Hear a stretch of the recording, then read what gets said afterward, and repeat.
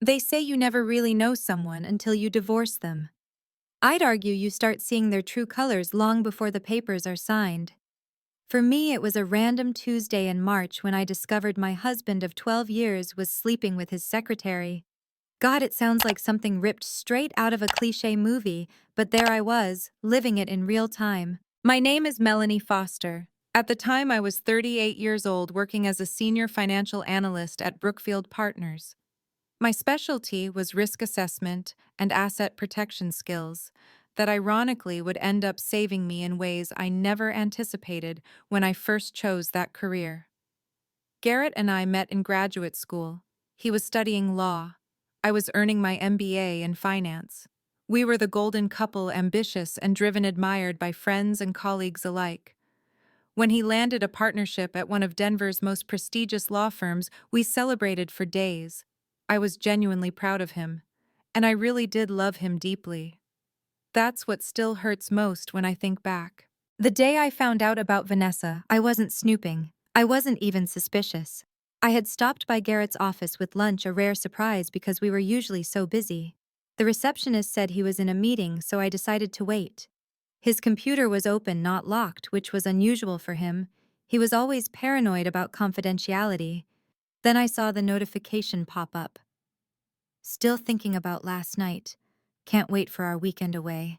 I bought something special to wear or not wear. The sender's initials, VW. Vanessa Winters, his 29-year-old secretary. My hands shook so badly I almost dropped the lunch bags. Then more messages appeared, each one more explicit than the last. I couldn't stop reading. It was like watching a slow-motion car crash. She was the one he had personally insisted on hiring, the one he'd been working late nights with for 6 months.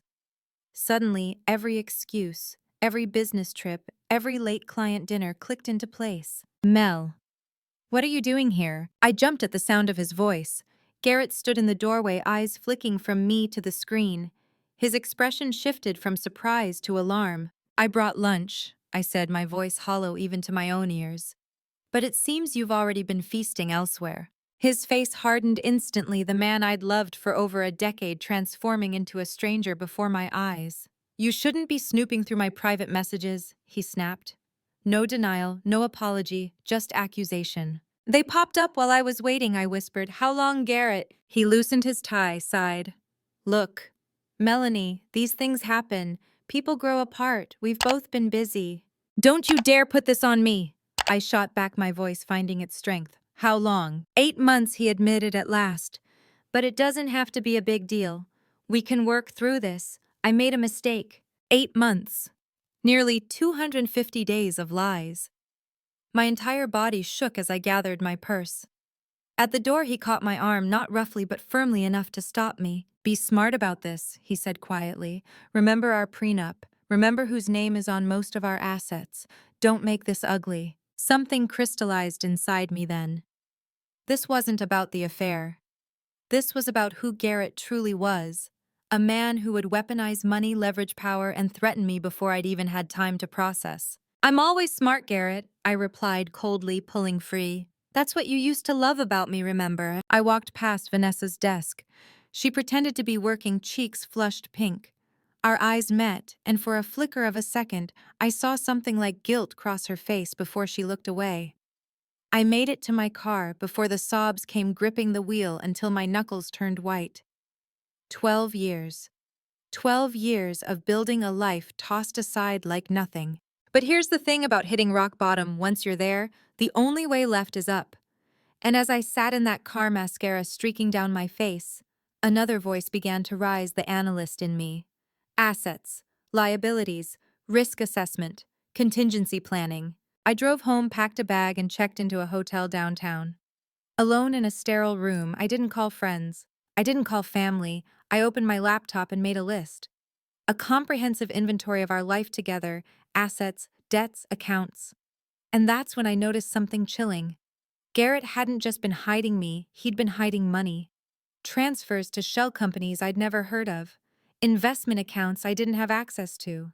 He wasn't just planning an affair, he was planning an exit. The next morning I returned to the house before he woke. I needed access to his files. I needed him to think I was shattered, not calculating. When he finally came home later that day, I sat at the kitchen island looking devastated, which wasn't hard to fake. "Mel, we need to talk," he began. "About Vanessa?" I asked softly. "Or the $430,000 you've been moving around." His head snapped up, eyes narrowing. "What are you talking about?" "I'm a financial analyst, Garrett," I said flatly. "Did you really think I wouldn't notice?" For the briefest moment, surprise flashed in his eyes. Then came the practiced courtroom confidence. "Those are legitimate business investments," he said smoothly. "None of your concern." "Our finances are my concern," I reminded him. "We're married, remember?" He laughed, poured himself a drink. "The prenup says differently. Courts uphold agreements like ours all the time." "Face it, Mel, you walked into this with your eyes open." My stomach twisted. He was right. At 26, starry-eyed and naive, I'd signed a prenup because I believed in forever. "So that's it?" I asked. 12 years together and you're just done." "I've already spoken with Trevor Blackwell," he said casually. "He'll handle my side. I suggest you find representation quickly. Let's keep this clean. Just business." 12 years of marriage reduced to a transaction. Something hardened in me that night.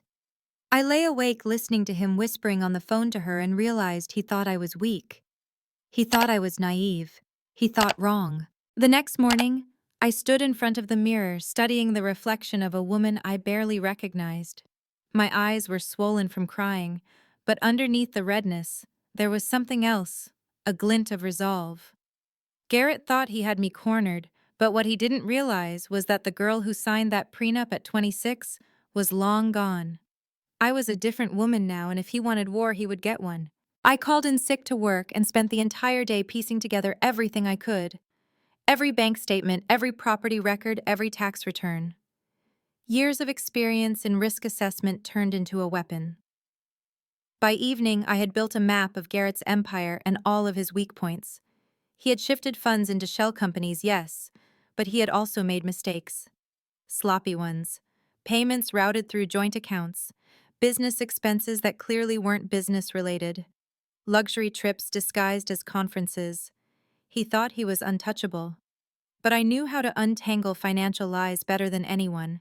The first person I called was Sarah Mills, an old colleague who had left the corporate world to become one of Denver's most ruthless divorce attorneys. When I told her everything, she whistled low. "Melanie, he thinks that prenup protects him. But if we prove fraud, if we show marital assets were siphoned off to fund an affair, that prenup isn't worth the paper it's printed on." Her words lit a fire in me. "Then let's burn it to the ground." We met the next morning in her office, a sleek space filled with case files and the quiet hum of power. Sarah listened carefully, her pen scratching notes, as I laid out everything I had discovered. She asked sharp questions, and I had every answer ready. For the first time since that wretched day in Garrett's office, I felt like I wasn't drowning. "This won't just be a divorce," Sarah said finally. "This will be a dismantling, but you need to prepare yourself. Men like Garrett don't go down without a fight. He will smear you, intimidate you, try to make you question your sanity." I nodded. He already started. He told me to be smart and remember who owns what. He's counting on me to fold. "Then don't," Sarah said simply. That night I moved out of the hotel and into a small rental downtown, a space that was entirely mine. No ghosts of our marriage, no reminders of the life I was leaving behind. Just bare walls and clean sheets. I slept better than I had in months. Garrett, meanwhile, wasted no time showing his true colors. The next week, I was served papers, not just divorce papers, but demands. He wanted the house, the cars, even the lake cabin my parents had left me. The arrogance was staggering. But what he didn't know was that Sarah had already filed a motion to freeze the accounts tied to his shell companies. When he tried to transfer money out of one, the transaction was flagged. His call came at 11:47 that night. "What the hell did you do, Melanie?" he hissed. "I'm being smart," I said, echoing his own words back to him. "Remember, that's what you told me." "You'll regret this," he snapped. I hung up before he could say more. My hands were shaking, but not from fear. From adrenaline. From the thrill of finally standing up to him. The next blow landed 2 days later. Vanessa showed up at my office. She looked pale, her polished exterior cracked. "Can we talk?" she asked softly. Against my better judgment, I agreed. We sat in a cafe near my work, and she stirred her coffee without drinking it. I didn't know, she said finally. He told me you were separated, that the divorce was almost finalized. I believed him. I studied her, trying to reconcile the woman who had been part of my humiliation with the nervous girl in front of me. Why are you telling me this now? Because he lied to me too, she whispered. He promised me he'd buy us a condo in Aspen. I found out it was in your name. Everything he promised me was built on your money, not his. And now I think he's using me to cover for other things. She slid an envelope across the table. Inside were copies of emails, receipts, even photos. Garrett's secrets handed to me by the very woman he betrayed me with. Why are you helping me? I asked, her eyes filled with tears. Because I don't want to be destroyed with him, and because you deserve to win. That night I handed the envelope to Sarah. She flipped through it, her eyes gleaming with satisfaction. This is dynamite, she said. With this, Garrett won't just lose the divorce. He'll lose his reputation, his clients, maybe even his career. For the first time, I allowed myself to imagine a future without him, a future I controlled. But the war was far from over. Garrett still had tricks left to play, and he wasn't about to surrender quietly. The storm truly broke the following week. Garrett launched his counterattack just as Sarah predicted. My phone buzzed endlessly with messages from mutual friends. Garrett says you're unstable. He told us you've been draining accounts out of spite. He swears Vanessa seduced him and you're blowing it out of proportion. He was painting me as hysterical, bitter, vengeful, the classic narrative. It stung God, it stung to see people I had known for years buy into his lies. But Sarah had prepared me. He'll try to win in the court of public opinion first, she warned. That's always the move of a man who knows he's losing in actual court. I reminded myself, stay quiet, stay steady. The truth was on my side. The depositions began. I sat across from Garrett in a sterile conference room, the table between us piled high with binders. He looked immaculate in his tailored suit, but I could see the sheen of sweat on his temple. Sarah leaned close and whispered, he's unraveling. When the questioning started, Garrett slipped easily into his lawyer persona, confident, smooth, twisting words like a knife. But then Sarah produced Vanessa's envelope, the receipts, the emails, the photos. Garrett's confidence cracked visibly.